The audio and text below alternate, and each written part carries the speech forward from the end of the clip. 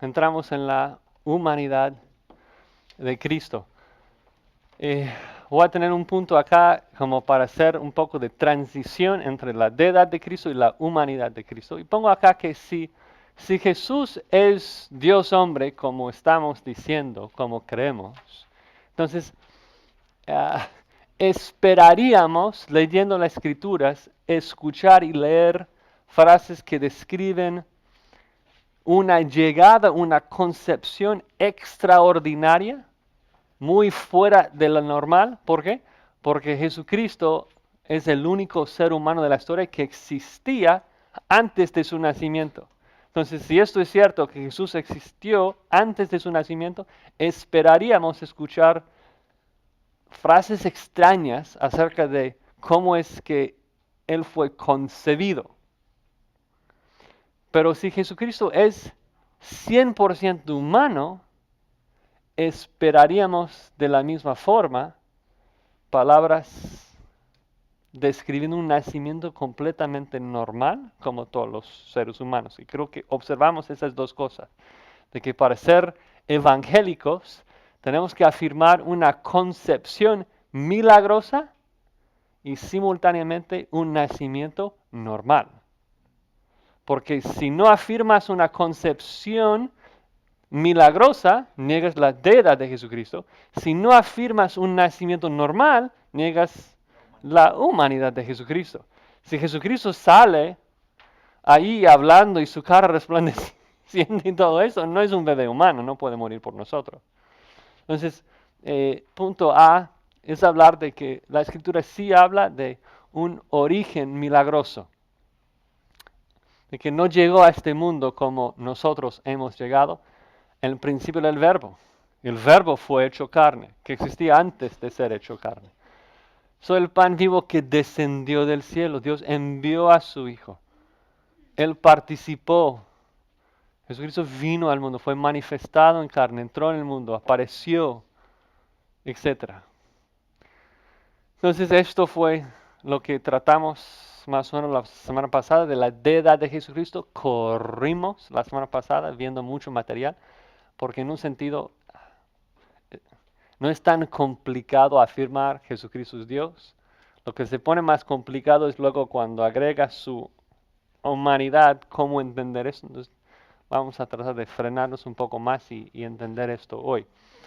Pero primero tenemos que establecer qué significa y cuáles son las implicaciones de afirmar una humanidad completa, que en mi opinión personal es la área en donde más ah, erramos entre las dos cosas. Es decir, de que si Jesucristo, perdón, es 100% Dios y 100% hombre,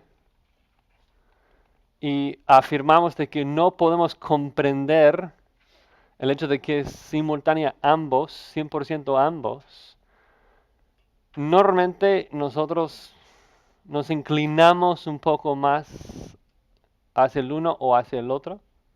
No somos perfectamente bíblicos. Creo que analizando un poco nuestras tendencias, tendemos a no querer negar la deidad de Jesucristo. Entonces, abrazamos esto. Y a veces, aferrándonos a la deidad de Jesucristo, que debemos hacer, no cuidamos juntamente con esto la humanidad de Jesucristo. Y es igual de condenador negar tanto la deidad como la humanidad de Jesucristo. Un nacimiento normal. Obvio, concepción milagrosa, pero su nacimiento normal, todo sentido. Un periodo esperado de embarazo. El Nuevo Testamento nunca da la idea de que el bebé Jesús era distinto de cualquier otro bebé. Y a lo mejor no estoy diciendo que la Escritura dice estas cosas, pero estoy tratando de como pintar un poco la escena de cómo es que bebés humanos nacen. Y decir que la Escritura no niega estas cosas. Cuando lees la Escritura se asume de que Jesucristo vivió como un humano normal. Y vamos a verlos en unos segundos, pero si Si Jesucristo salió con su cara resplandeciente, no tiene sentido el resto de los evangelios en donde aún sus propios hermanos se, se quejan, se hace burla de él. Sí, ¿cómo es que tú te atreves a hablar así? O sea, si su cara resplandece, eso no tiene sentido. Tú que eres mi hermano, este que es el hijo del carpintero, ¿cómo se atreve él a hablarnos así? Es uno de nosotros. El punto es que ellos mismos percibieron de que él era un hombre normal. Ellos no entendían su deidad. Ellos pensaron que era un humano completamente genuino. Entonces, si pensamos un poco en esto, obvio, su cara no resplandeció. Fue envuelto en pañales, ¿por qué? Porque es bebé. El bebé tiene frío. Sale desnudo. No sale con ropa. Salía con necesidades humanas. Y pongo ahí, y no quiero decir que lloró como mi hijo de 2 años llora, quejándose de cosas, pero en el sentido de que lloró para comunicar algo a su mamá. Hay que recordar que María era humana y las mamás, en particular cuando tienen su primer bebé, ¿cómo es que saben que su hijo tiene hambre? Porque llora, porque llora. Y si nunca lloró, hubiera muerto de hambre. No, o sea, entonces, no quiero ser irreverente y tenemos que tener un poco cuidado con esto, pero al mismo tiempo creo que no es irreverente e incluso nos hace temer más a nuestro Dios cuando entendemos perfectamente lo que hizo.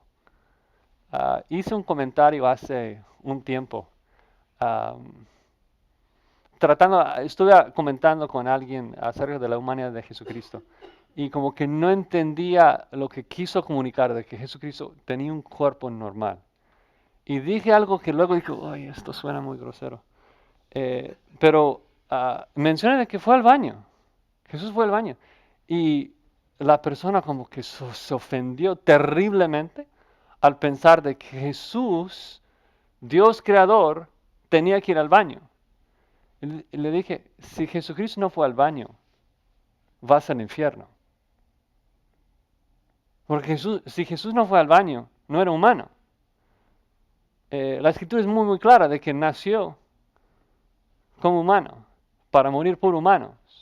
Entonces mi punto es tal vez un poco desafiarles a pensar en la genuina humanidad de Jesucristo, no irnos más allá de lo que dice la escritura, no afirmar cosas que no podemos saber, pero pensar en las implicaciones de que Jesucristo se hizo carne. Y eso creo que nos hace aún más adorar a nuestro Señor, que hizo esto para salvarnos.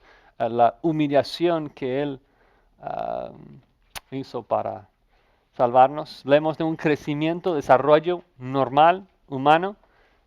Muchas escrituras hablan de que creció en su sabiduría, se llenaba de sabiduría, el niño crecía, se fortalecía.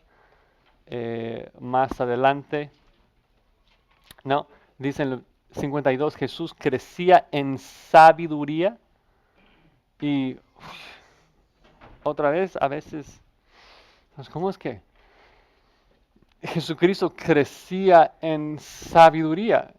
Dios no es omnisapiente. O sea, estudiamos el trimestre pasado, Dios es omnisapiente, tiene toda sabiduría. Es imposible que Dios crezca en sabiduría. Entonces, otra vez, ¿qué significa entonces que Jesucristo creció en sabiduría? Lo veremos un poco más tarde en lo que significa que se despojó a sí mismo. Pero el punto es que se hizo humano. Seguía siendo Dios, pero voluntariamente decidió no hacer uso de toda su sabiduría. Se limitó voluntariamente, no haciendo uso de todo su conocimiento para vivir como un hombre y morir por nosotros. Progresó en todo aspecto físico, mental, social, espiritual como ser humano. Incluso acabó ejerciendo la profesión de su padre como un judío normal de aquella época. Un evangelio dice que José era carpintero, otro dice que Jesús era carpintero. Tenía problemas familiares. El linaje registrado en Mateo y Lucas establece su linaje hasta David para tener derecho al trono, hasta Adán, mostrando su conexión con la raza humana. Tenía medios hermanos y hermanas, conoció las penas y alegrías de la vida familiar. ¿Recuerdas ahí en Marcos 3 de que comienza a hablar Jesucristo, a enseñar como ningún otro hombre había hablado, y cuando lo oyeron los suyos, es decir, sus familiares, vinieron para prenderle porque decían estaba fuera de sí? Es decir, su hermano, ay, este Jesús, loco de remate, no sabe, o sea, lo que está haciendo. Em, Mostrando un poco de que era humano, apariencia humana. Los evangelios no dan ni la más mínima evidencia de que Jesús haya aparecido de manera visible como algo que no fuera humano. Y el texto que mencioné antes de Mateo también, que está en Marcos 6, de que la gente se ofende que Jesús hablaba como si fuera el Hijo de Dios. ¿Por qué? Porque parecía un hombre normal.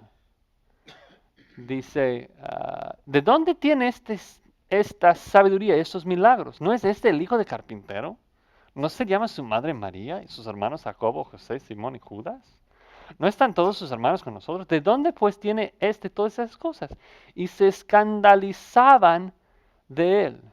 Es decir, no estamos hablando de un fariseo allí en el momento diciendo esto, sino es gente que le conocía desde su infancia, familiares y gente que crecía con él en el pueblo, diciendo, ¿quién cree que sea este Jesús? Le conocemos desde, o sea, es el hijo de María. El punto es que se ofendieron porque a ellos le parecía un hombre normal. Experiencia humana. Él se enojó, obvio, sin pecado, pero recuerdas allí que mirándolos alrededor con enojo, entristecido por la dureza de sus corazones, dijo el hombre, extiendes tu mano, obvio, se enojó por el pecado de los fariseos al no querer que él sanara a una persona. Ahí también observamos tristeza, ahí tenía las mismas emociones que nosotros como humanos tenemos. Sintió un amor especial por personas especiales, obvio, cuando muere Lázaro. Luego Jesús lloró, no tanto por Lázaro, porque obvio supo que iba a ir y resucitar entre los muertos, pero el texto dice claramente allí en el versículo 35, cuando habla de que Jesús lloró, en el contexto de que lloró al verle, ¿no? María, cuando llegó a donde estaba Jesús, al verle se postró a sus pies diciendo, Señor, si hubiese estado aquí no habría muerto mi hermano. Jesús entonces, al verla llorando, y a los judíos que la acompañaban también llorando, se estremeció en espíritu y se conmovió y luego lloró.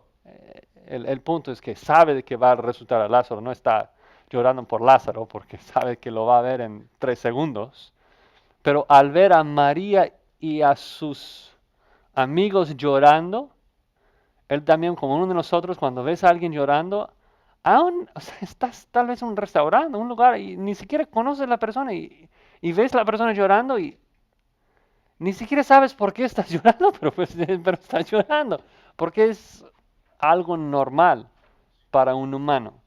Entonces, los evangelios muestran de que Jesucristo sentía lo mismo.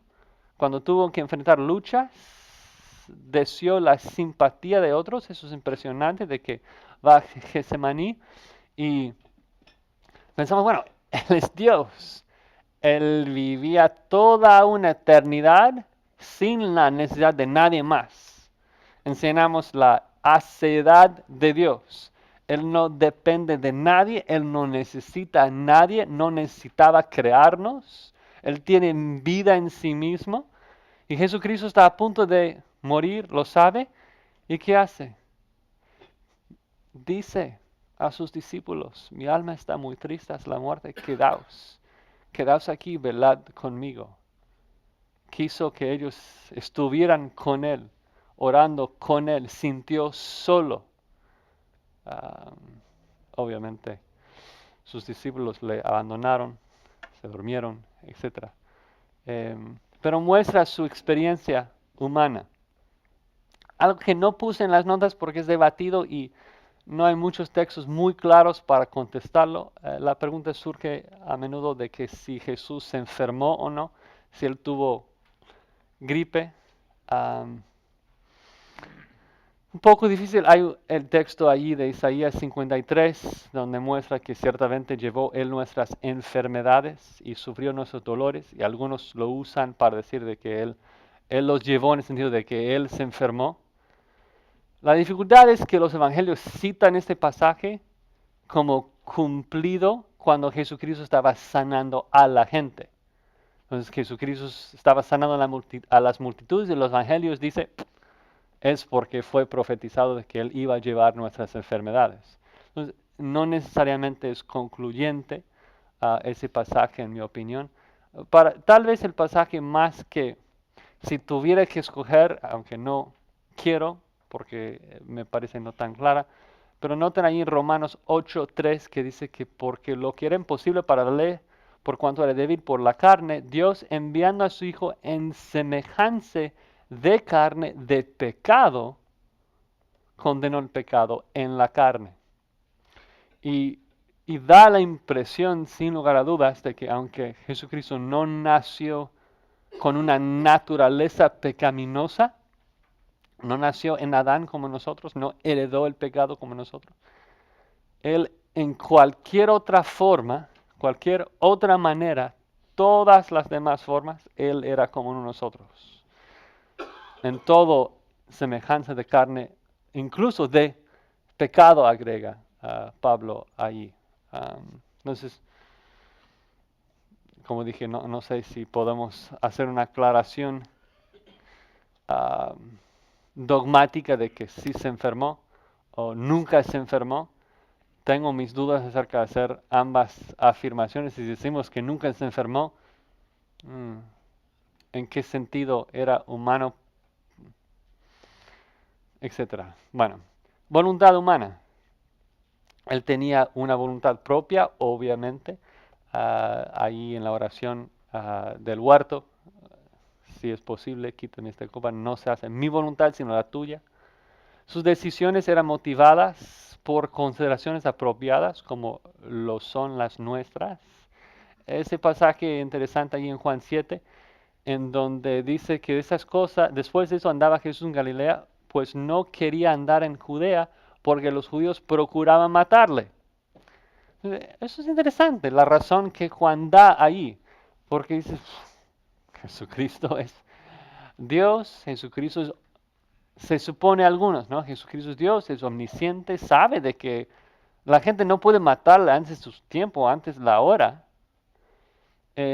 Creía perfectamente en la sabiduría de Dios, pero dice que no quería, no tenía el deseo de andar en Judea. ¿Por qué?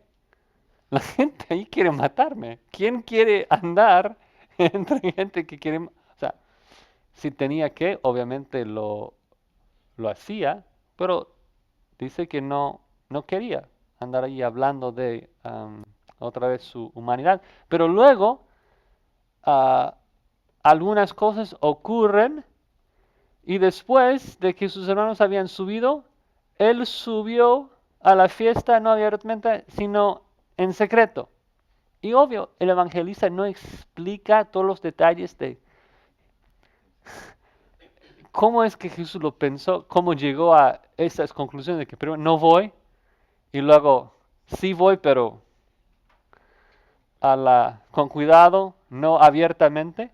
Obviamente algo ocurrió entre esas dos cosas. Jesucristo no es como un sí y no, como menciona Pablo, pero estaba considerando diferentes cosas, así como nosotros, porque él no estaba haciendo uso de su omnisciencia, es el punto. No conocía todos los factores de la situación. Llegó a conocer y luego hacer decisiones en base a esto. Una vida de oración. Él declaró, el hombre debe orar siempre, no desmayar, lo que demostró que este, que vivía, el punto es que vivía en dependencia de su padre. Y a lo mejor si estamos únicamente pensando y queriendo afirmar la deidad de Jesucristo, eso no tiene mucho sentido. ¿Cómo es que Dios depende de Dios? El punto es que Jesucristo durante su vida terrenal dependía completamente de su Padre. Oraba antes de decisiones, antes de nombrar a los 12 apóstoles. ¿Qué hizo? Pasó toda la noche orando a Dios. ¿Por qué? Para estar seguro de que esos eran los 12 que Dios quiso que nombrara. Antes de pruebas, obvio, en la cruz, ora a su Padre.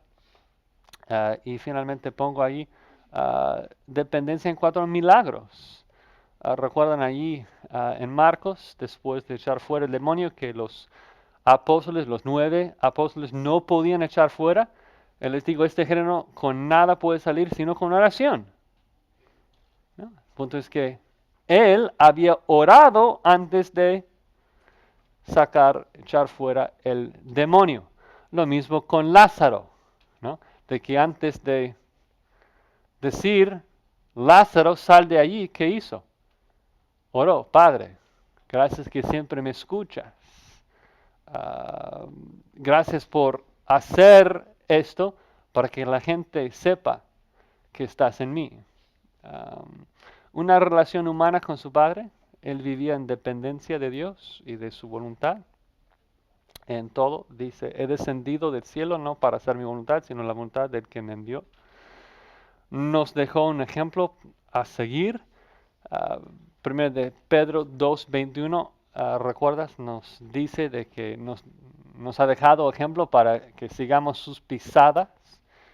Y eso es un concepto muy importante entender en cuanto a su humanidad, porque si y a lo mejor suena absurda, pero si nos había dejado huellas, y Dios no tiene huellas, pero si nos había dejado huellas divinas, no tiene sentido para nosotros seguir esas huellas porque no somos dioses, no somos divinos, no podemos calcar las pisadas de Dios.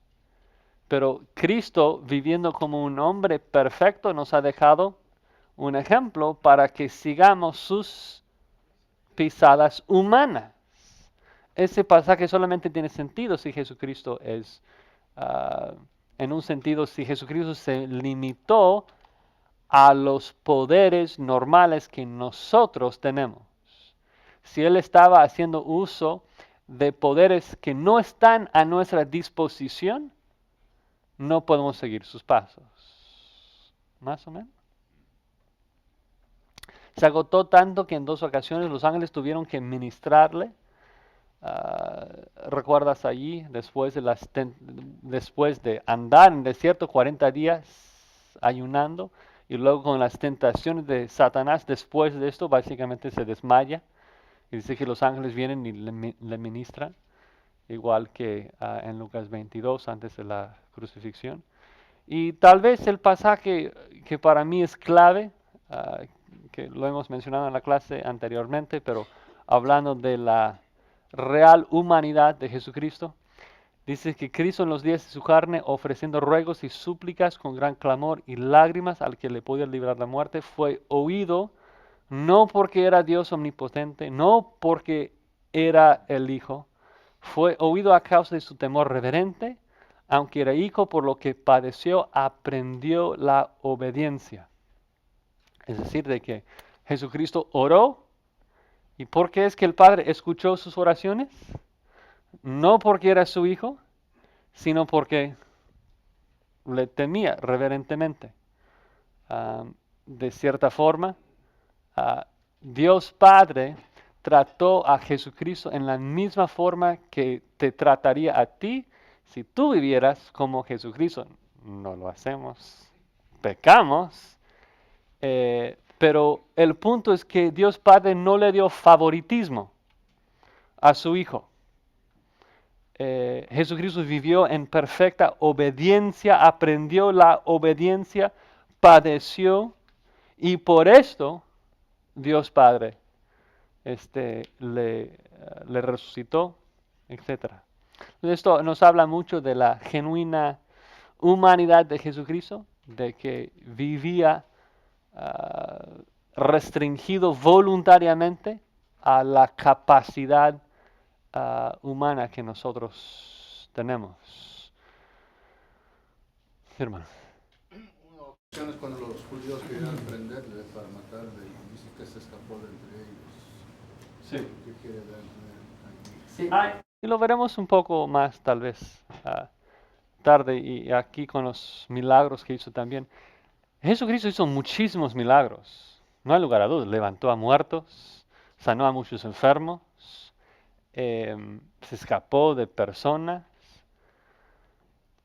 Pero esto en sí no prueba que era Dios, porque Pedro no era Dios, pero levantó a muertos. Pedro no era Dios, pero sanó a muchos enfermos. Moisés no era Dios, pero hizo muchos milagros. En un sentido, la pregunta es, si Jesucristo estaba haciendo los milagros, escapando de la gente, a través de su mismo poder como la segunda persona de la Trinidad, o si dependía en oración de su Padre con la capacitación del Espíritu Santo para hacer los milagros. Es decir, si él sanaba a la gente con su propio poder o si sanaba a la gente a través del poder del Espíritu Santo. Es la pregunta.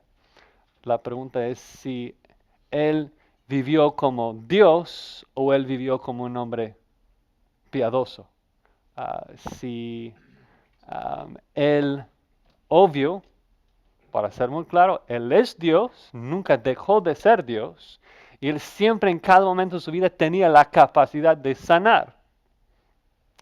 Pero la pregunta es si él mismo sanó con su propio poder o si él voluntariamente decidió no hacer uso de ese poder y depender de su Padre, orar a su Padre y depender del Espíritu Santo para sanar a través de él. Y creo que sin lugar a dudas el énfasis de los evangelios, no podemos ver todos los pasajes, pero el énfasis de las escrituras es sobre el hecho de que el Espíritu Santo estaba haciendo los milagros a través de Jesucristo.